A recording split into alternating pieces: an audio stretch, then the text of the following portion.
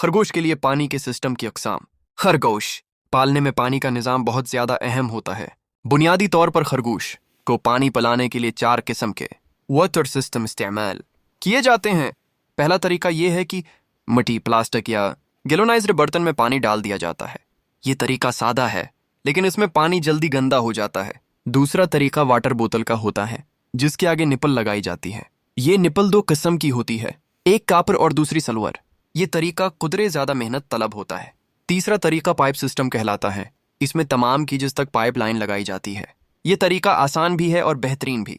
इस सिस्टम में 2 किस्म की नोजल होती हैं, प्लास्टिक और कापर। कापर नोजल ज़्यादा बेहतर समझी जाती है।